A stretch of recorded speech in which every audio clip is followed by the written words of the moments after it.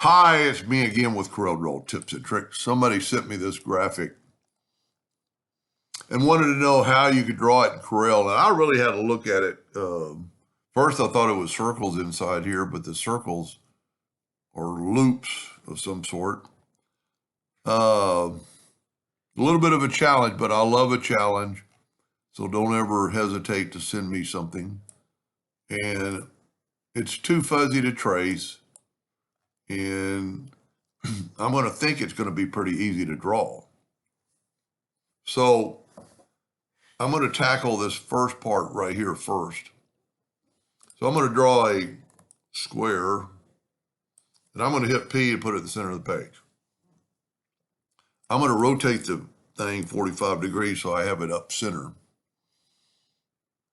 And I'm not going to measure angles or measurements. I'm just going to kind of do my version. So I'm going to go from the center of the page out to about here. And then I'm going to hit the plus key on the keyboard. I'm going to mirror that. Whoop, my plus key sometimes doesn't work. So Control D and then mirror it. So now I need to take my pick tool and get that right there.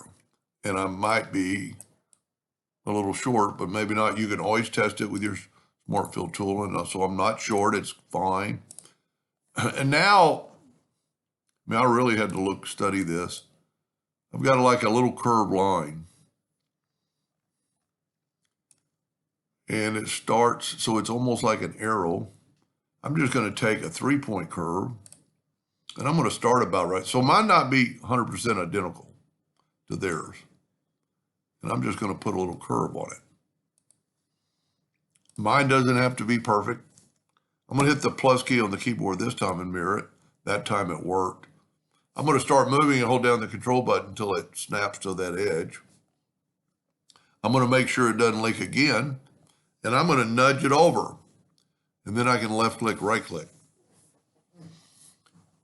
Now these just look like lines of an array, and they're not all the way to the edge.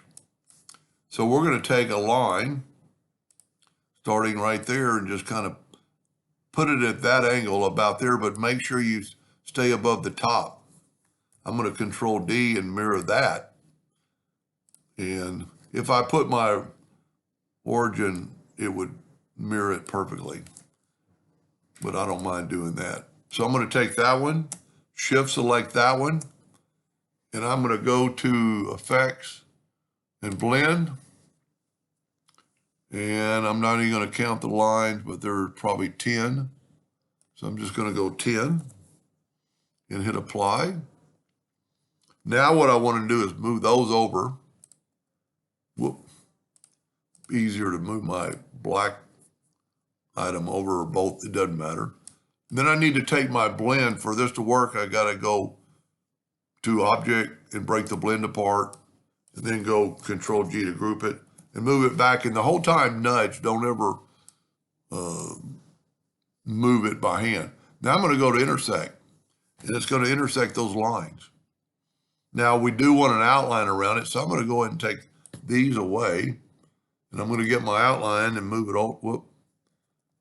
I'm going to get my outline and move it over, and then I'm going to move this out of the way. Whoop. And I'm going to move my inside to the inside. That's pretty cool. I'm not worried about line thickness right now, but I am going to group this together. Control G. And then I'm going to Control D, and I'm going to mirror it 90 degrees. Okay. I need to go alternate C, or you could move your rotation to the center. 90 degrees. Control D, Control D. There are several ways you could do this. I'm going to now take it and group it together, Control G. Control D to duplicate it, and I'm going to rotate it 45 degrees. And now I'm going to go and I'm going to ungroup. You know what? I'm going to ungroup all. I'm going to go to Effects. Well, I'm just going to ungroup. And I'm going to take this out of the way. And I'm going to move this box out of the way. And I'm going to weld these boxes. That gives me that shape.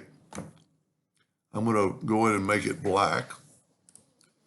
Now I need to make the inside shape. I think it's going to be easier if I Control G to group it and rotate it 45 degrees. Well, I guess that didn't going to work.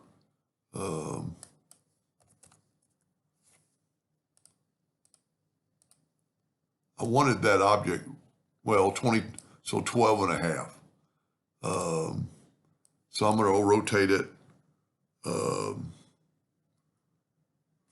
you know what? That'd just be a step we don't have to do. As long as you don't move things, you're good.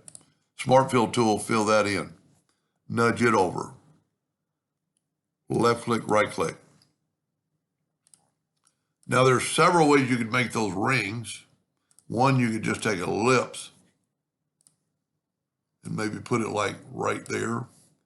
Control D and make it another one while holding the other shift key. It'll grow from the center. Now I'm going to grab that one. I'm going to shift select.